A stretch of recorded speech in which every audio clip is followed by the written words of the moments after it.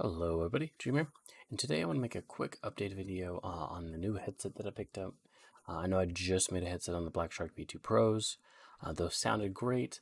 I do have a bias against wireless headsets, being that they are a gaming headset for the PC. I'm sitting right next to the PC. I don't need wireless. I don't want the chance of added interference, connection problems. If the battery dies, then you pretty much have a paperweight. There are some headsets that allow you to charge or plug in auxiliary. The Black Shark V2 Pros were definitely one of those that I could just plug in an aux or use it while I was plugged in to like a power source. But then at that point, what's the point of having a wireless headset if it's plugged in? I know some people are like, we'll just plug it in every night, and that is true. But when you used a wired headset pretty much your whole life, it's not really a habit that you build up. That's something I'm still trying to get used to with wireless mice. Even then, though, if it does die, I can still plug it in, and it's a wired mouse at that point. But I'm not going to talk about that. Um, and also on a side note, I've been gone for a couple of weeks. I went on vacation, and then I just hadn't had the time to get back into making videos. So I just wanted to make a updated headset video on what I'm using now. And I will say, hands down, this is my all-time favorite headset. I've used HS50s, I've used Logitech G Pro X's, the Black Shark V2s, Krakens, um, what else? Steel Series, Arctics 1 and Arctics 5. And there's a few other ones I can't quite think of at the top of my head. These are hands down the cleanest sounding, most versatile headset I've ever used. I paid 75. I've seen them on sale for 55. Right now they're on Best Buy for $80 for the S version, and then $100 for the non-S. The only difference is this comes with a DAC. See the DAC right here. This comes with everything that the S has. It just doesn't have the DAC for the non-S.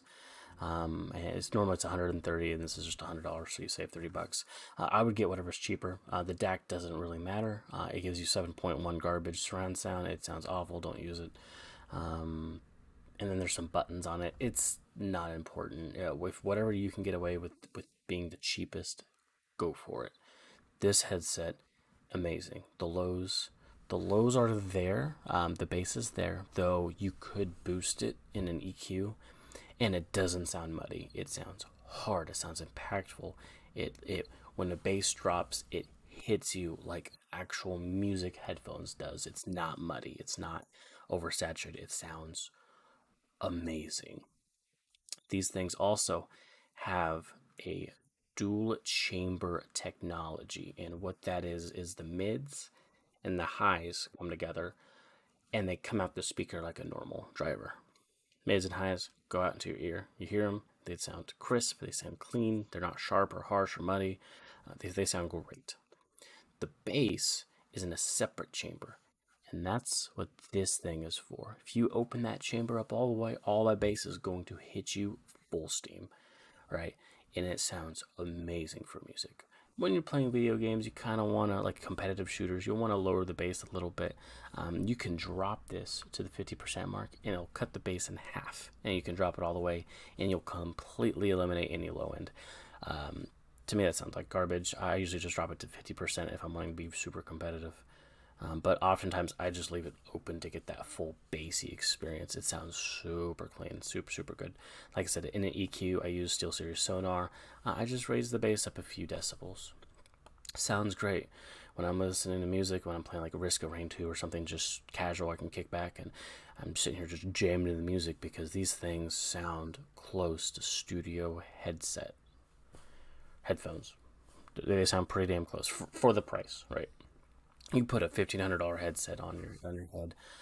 It's obviously it's going to blow this out of the water, but we're looking at a $1,400 difference in price there. So in this price range, and even in double this price range, this headset is super, like, a little bit too competitive and on how good these drivers are. If you wanted to check out the specs, I'll bring up the spec page here. Ignore that 7.1, it's garbage. Oh yeah, and another thing, the auxiliary cord is detachable. That is insane. The microphone, I'm not gonna do a microphone test. It sounds okay. Hold on. Yeah, I have it right here. I use a blue snowball, so it sounds okay. No, I'm not gonna do a test. If you can avoid using a headset mic, avoid it because they usually sound pretty bad. Uh, oh man, they don't have a. Well, I'll be damned. Um, I know these things are using I think it's a 50 millimeter driver. Um, I believe it's using a 50 millimeter driver. And but what really stands this out is the frequency response. It's not normal, if that makes any sense. I think it's like 18 to 27 kilohertz. Usually headsets give you that. It's 13 to 27. So 13 hertz to 27,000 hertz. Usually, headsets do a 20 to 20 ratio, which sounds fine most of the time, but this gives you a little bit more on the lower end, but increases the higher end. This gives it a lot wider playroom to hit those frequencies on point, and they sound absolutely phenomenal. The weight's about 310 grams, so it's got a little bit of oomph to it, but they're so stinking comfortable. The cushion up here, I'm using the cloth cushions, but they do come with the leatherettes if you want to trap in more sound. But I did find out these were a little bit spicy on the ears. So I just put the cloth ones on, and these breathe perfectly. I don't have any issues with them. They're super comfortable. But the reason they're heavy is because the build quality is such a standout here. It's just like the G Pro X's. It's made out of leather, or pleather, I should say, but it also has a lot of metal to it, very high quality plastic as well. It just feels durable. It's not just cheaply made plastic. These things are so stinking strong. This is metal. This band is, you can tell it's metal in there, but it also has this stitching on it. It's just such a high quality headset. So that added weight honestly isn't a big deal. I still think it's in the comfort zone for sure. Very comfortable. Um, but yeah, I think that really goes over everything. I just wanted to kind of give you my thoughts on the headset. I'm gonna be using these for a long time. Um, I've made up my mind on these headphones because they sound so damn good. But yeah, I am back. I'm gonna try to make videos as much as possible. But yeah, I'm debating on making a snowball review.